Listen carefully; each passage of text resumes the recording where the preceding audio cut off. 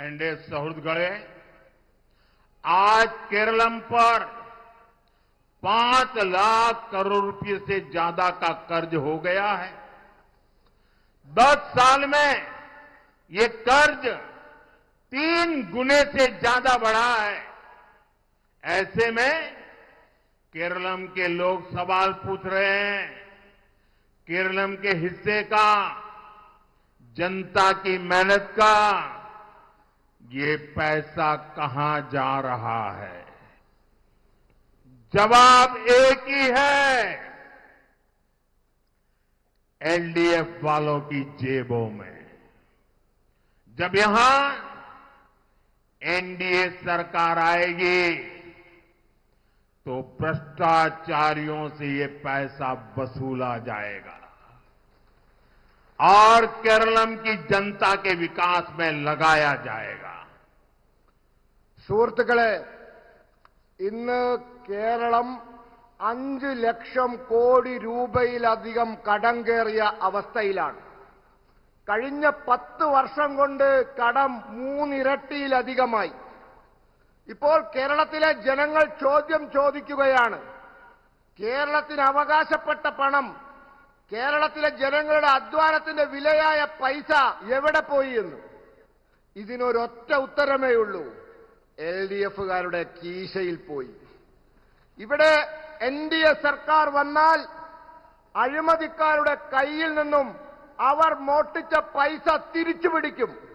എന്നിട്ട് ആ പൈസ കേരളത്തിലെ ജനങ്ങളുടെ വികസനത്തിനായി ചെലവഴിക്കും. एनडीए सौहृदगळे, केरलम के पास भरपूर सामर्थ्य है।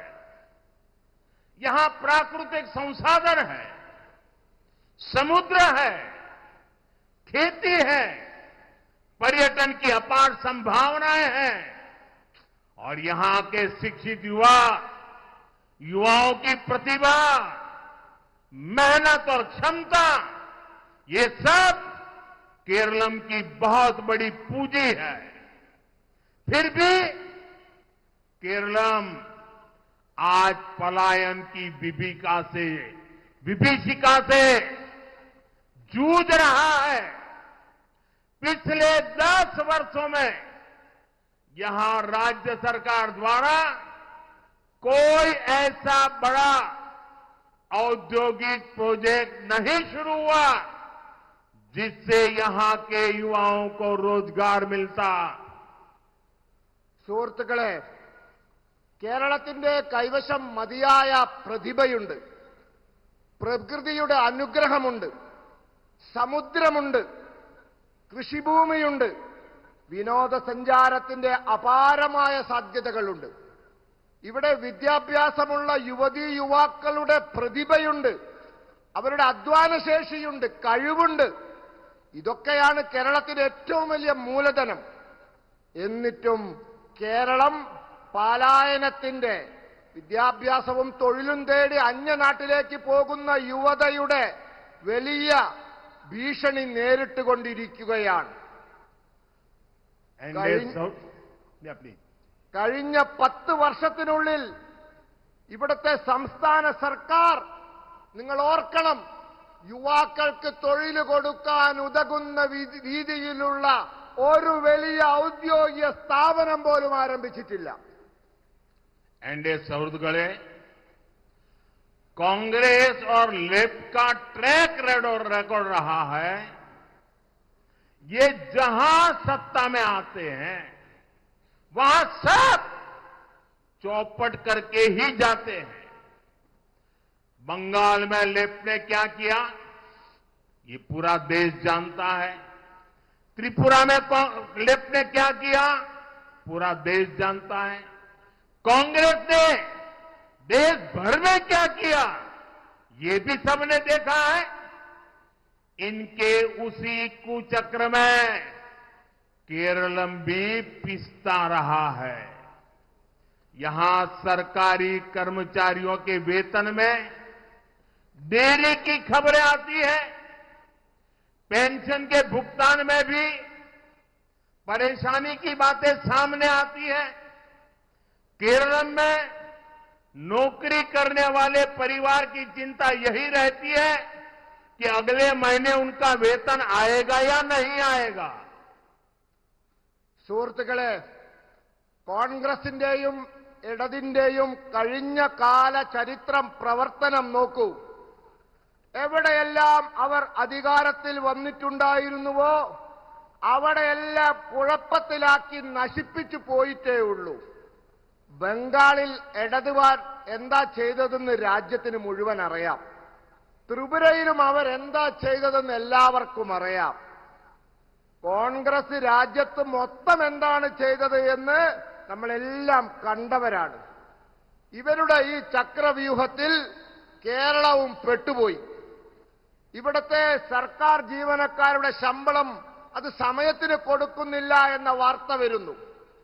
പെൻഷൻ അത് നൽകുന്നതിൽ ബുദ്ധിമുട്ട് അനുഭവിക്കുന്നു എന്ന വിവരങ്ങളും പുറത്തു വരുന്നു. കേരളത്തിൽ സർക്കാർ ജോലി ചെയ്യുന്നവരുടെ ചിന്ത, അവരുടെ കുടുംബങ്ങളുടെ ചിന്ത അടുത്ത മാസത്തെ ശമ്പളം എപ്പോൾ കിട്ടുമെന്നുള്ളതാണ്. एनडीए सौहृदगढ़े हाल ही में केरल में सरकारी कर्मचारियों के डीए और लीव सरेंडर के बकाया भुगतान को लेकर बड़ा विवाद हुआ था।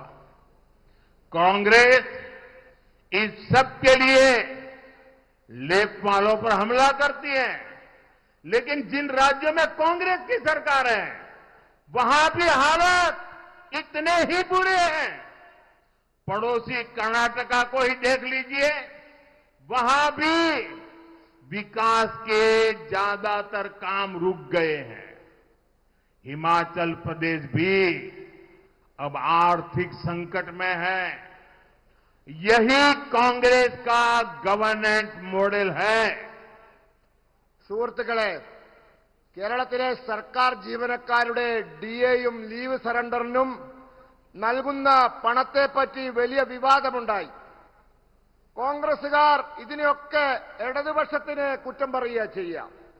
എന്നാൽ കോൺഗ്രസുകാർ ഏതൊക്കെ സംസ്ഥാനത്ത് സർക്കാർ ഉണ്ടാക്കിയിട്ടുണ്ടോ അവിടെയെല്ലാം ഇതേപോലെ മോശമാണ് അവസ്ഥ. അയൽ സംസ്ഥാനമായ കർണാടകത്തിൽ നോക്കൂ, അവിടുത്തെ വികസന പ്രവർത്തനങ്ങളൊക്കെ നിന്നുപോയിരിക്കുന്ന സ്ഥിതിയാണ്. ഹിമാചൽ പ്രദേശും ഇപ്പോൾ വലിയ സാമ്പത്തിക പ്രതിസന്ധിയിലാണ്. ഇതാണ് കോൺഗ്രസിന്റെ ഭരണ മാതൃക. एनडीए सौहृदगढ़े पालक्कड़ में यहां 22 साल तक लेप के एमएलए रहे। करीब 5 दशक कांग्रेस समर्थक एमएलए रहे, लेकिन इतने वर्षों में इस क्षेत्र का विकास नहीं हुआ। जैसे ही केंद्र में बीजेपी की सरकार आई, पालक्काड़ में, केरलम में को पहला आईआईटी मिला। हम यहां रेलवे स्टेशन अपग्रेड करा रहे हैं, नेशनल हाईवे को आधुनिक बना रहे हैं। हम पालक्काड़ में स्मार्ट इंडस्ट्रियल सिटी भी बनवा रहे हैं। इससे पालक्काड़ के स्थानीय युवाओं के लिए रोजगार के नए अवसर बनेंगे। സുഹൃത്തുക്കളെ, പാലക്കാട് 22 വർഷം ഈ മണ്ഡലത്തെ പ്രതിനിധീകരിച്ചത് ഇടത് എംഎൽഎമാരായിരുന്നു. ഏതാണ്ട് 5 പതിറ്റാണ്ട് കോൺഗ്രസ് എംഎൽഎമാരായിരുന്നു ഈ മണ്ഡലത്തെ പ്രതിനിധീകരിച്ചത്. എന്നിട്ടും ഈ മണ്ഡലത്തിന് വികസനമുണ്ടായില്ല. എന്നാൽ കേന്ദ്രത്തിൽ ബിജെപി സർക്കാർ വന്നതോട് കൂടുതൽ വാർത്തകൾക്ക് news 18 Keralam YouTube channel subscribe ചെയ്യുക.